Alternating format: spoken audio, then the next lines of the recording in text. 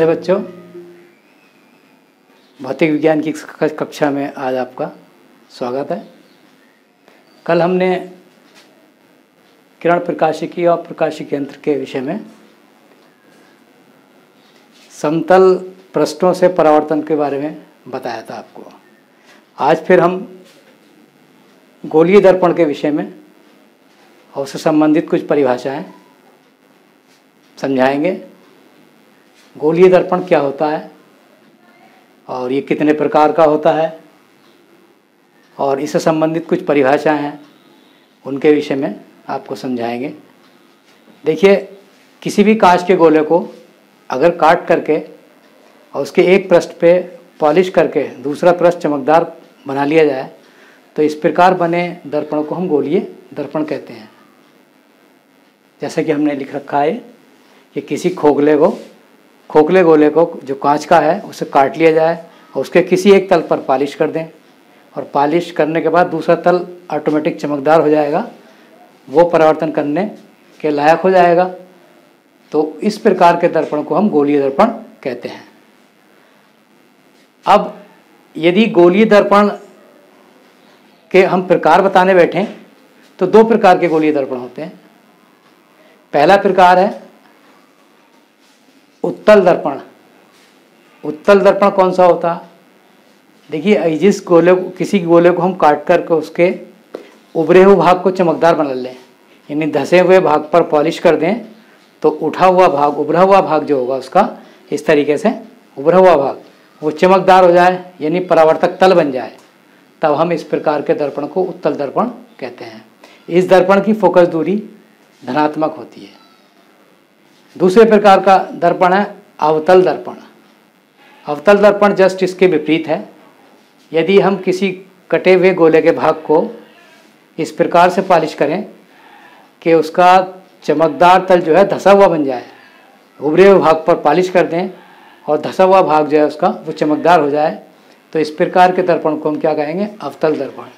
और अवतल दर्पण की फोकस दूरी सदैव ऋणात्मक होती है। देखिए, जैसे हमने बताया कि किसी भी दर्पण को जो हम बनाते हैं, दिखाया गया है गोला का भाग है, हम पॉलिश सदैव दाईं तरफ मानते हैं, तो दाईं तरफ पॉलिश मानेंगे इसकी, तो ये हो गया उत्तल दर्पण, ये अवतल हो गया। इसकी फोकस दूरी जो इसका गोला इधर पूरा हो जाएगा तो फोकस दूरी इधर आएगी, तो इसलिए उत्तल दर्पण की फोकस दूरी धनात्मक होगी और अवतल दर्पण की फोकस दूरी ऋणात्मक होगी। इस तरीके से हम फोकस दूरी का भी पता कर सकते हैं। अब गोलीय दर्पण से संबंधित कुछ परिभाषाएं हैं, वो हम अब बताएंगे। देखिए, सबसे पहली है वक्रता केंद्र। वक्रता केंद्र किसे कहते हैं?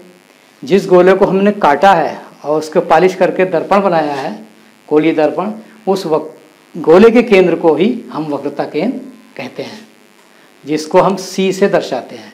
हमने ये दिखाया यहाँ पर C, ये गोलीय दर्पण है, ये अवतल है, ये उत्तल है। इसका गोला इस तरीके से पूरा हो जाएगा तो ये C इसका केंद्र है और ये इसको हम वक्रता केंद्र कहेंगे। इसी प्रकार से C वक्रता केंद्रीय है। दूसरी चीज़, इसको हम C से दर्शाते हैं। दूसरी चीज़ वक्रता त्रिज्या। नंबर 2 पे वक्रता त्रिज्या। वक्रता त्रिज्या क्या होती? जिस गोले को हमने काटकर गोलीय दर्पण बनाया है, उस गोले की त्रिज्या को हम वक्रता त्रिज्या कहते हैं। इसको हम R से निरूपित करते हैं, कैपिटल R। देखिए, इसमें भी वही बात है कि अवतल दर्पण की जो वक्रता त्रिज्या होगी वो ऋणात्मक होगी और उत्तल दर्पण की होगी धनात्मक।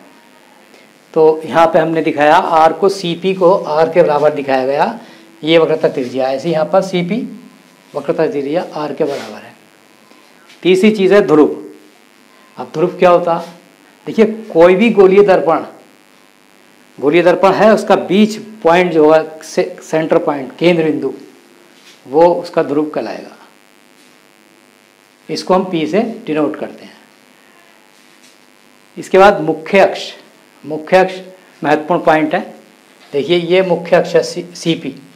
क्या है? वक्रता केंद्र और ध्रुव से जाने वाली सरल रेखा मुख्य अक्ष कहलाती है। इसको हम CP से डिनोट कर रहे हैं। इसके बाद है द्वारक। द्वारक क्या है?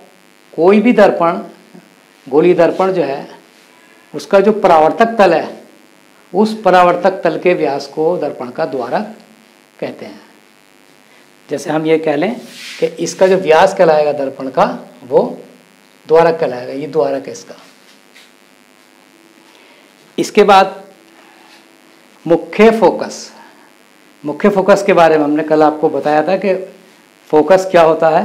थोड़ा सा देखिए, मुख्य अक्ष के समांतर चलने वाली किरणें परावर्तन के पश्चात जिस बिंदु पर, मुख्य अक्ष के जिस बिंदु पर मिलती हैं, वास्तविक रूप में मिलती हैं, वो फोकस कहलाता है, या मिलती हुई प्रतीत होती हैं, वो मुख्य फोकस कहलाता है।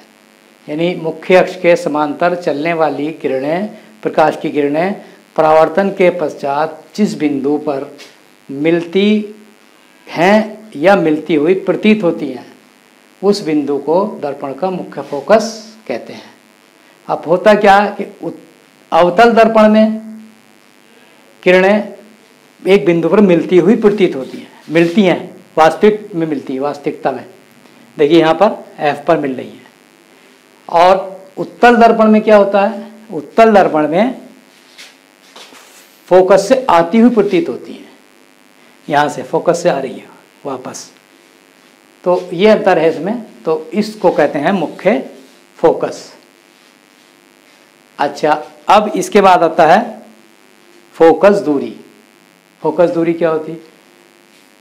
दर्पण के ध्रुव से फोकस तक की, मुख्य फोकस तक की दूरी को दर्पण की फोकस दूरी कहते हैं। ये फोकस दूरी देखिए, अवतल दर्पण के लिए सदैव ऋणात्मक होती है और उत्तल दर्पण के लिए सदैव धनात्मक होती है। तो ये कुछ परिभाषाएं थी। एक संबंध और है थोड़ा सा, फोकस दूरी और क्या कहते हैं उसको, वक्रता त्रिज्या में संबंध दर्पण के लिए क्या है, फोकस दूरी और वक्रता त्रिज्या में संबंध बता देता हूँ। पर फोकस दूरी और वक्रता त्रिज्या में संबंध।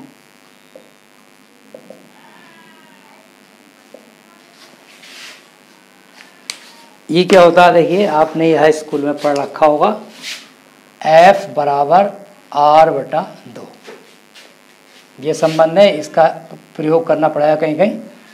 तो यहाँ वक्रता त्रिज्या की फोकस दूरी जो है वो R ही होती है, स्मॉल f है। तो बस आज के पीरियड में बस इतना ही। कल नेक्स्ट टॉपिक के साथ फिर उपस्थित होंगे। Thank you.